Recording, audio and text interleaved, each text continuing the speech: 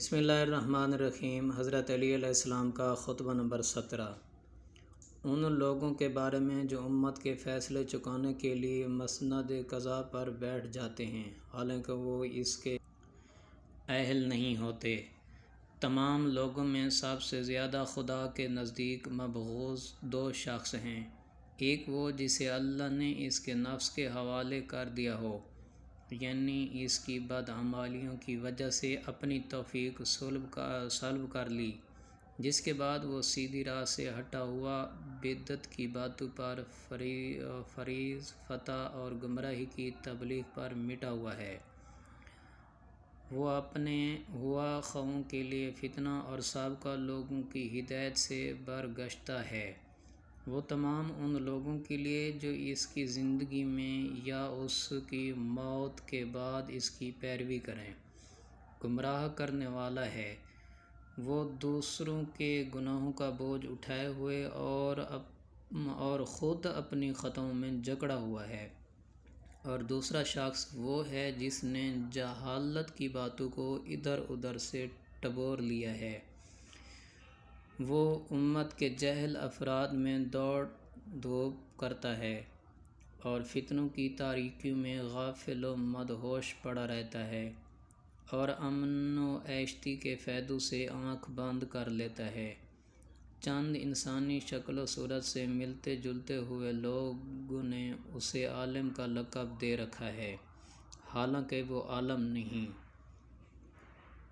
وہ ایسی بے سود باتوں کے سمیٹنے کے لیے منہ اندھیرے نکل پڑتا ہے جن کا نہ ہونا ہونے سے بہتر ہے، یہاں تک کہ جب وہ اس گندے پانی سے سیراب ہو لیتا ہے اور لا یعنی باتوں کو جمع کر لیتا ہے تو لوگوں میں قاضی بن کر بیٹھ جاتا ہے اور دوسروں پر متشبہ رہنے والے مسائل کے حل کرنے کا ذمہ لے لیتا ہے۔ اگر کوئی الجھا ہوا مسئلہ اس کے سامنے پیش ہوتا ہے تو اپنی رائے سے اس کے لیے بھرتی کی فرسودہ دلیلیں مہیا کرتا ہے اور پھر اس پر یقین بھی کر لیتا ہے۔ اس طرح وہ شبہات کے الجھاؤ میں پھنسا ہوا ہے، جس طرح مکڑی خود ہی اپنے جالے کے اندر۔ وہ خود یہ نہیں جانتا کہ اس نے صحیح حکم دیا ہے یا غلط۔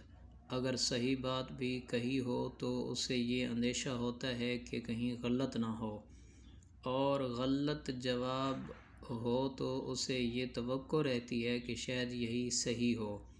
وہ جہالتوں میں بھٹکنے والا جاہل اور اپنی نظر کے دھندلا پن کے ساتھ تاریکیوں میں بھٹکنے والی سواریوں پر سوار ہے۔ نہ اس نے حقیقت علم کو پرکھا، نہ اس کی تہہ تک پہنچا۔ وہ روایات کو اس طرح درہم برہم کرتا ہے جس طرح ہوا سوکھے ہوئے تنکوں کو۔ خدا کی قسم وہ ان مسائل کے حل کرنے کا اہل نہیں جو اس سے پیچھے جاتے ہیں، اور نہ اس منصب کے قابل ہے جو اسے سپرد کیا گیا ہے۔ جس چیز کو وہ نہیں جانتا، اس چیز کو وہ کوئی قابل اعتنا علم ہی نہیں قرار دیتا، اور جہاں تک وہ پہنچ سکتا ہے اس کے آگے یہ سمجھتا ہی نہیں کہ کوئی دوسرا پہنچ سکتا ہے، اور جو بات اس کی سمجھ میں نہیں آتی اسے پی جاتا ہے، کیونکہ وہ اپنی جہالت کو خود جانتا ہے۔ ناحق بہائے ہوئے خون اس کی ناروا فیصلوں کی وجہ سے چیخ رہے ہیں، اور غیر مستحق افراد کو پہنچی ہوئی میراثیں چلا رہی ہیں۔ اللہ ہی سے شکوہ ہے ان لوگوں کا جو جہالت میں جیتے ہیں اور گمراہی میں مر جاتے ہیں۔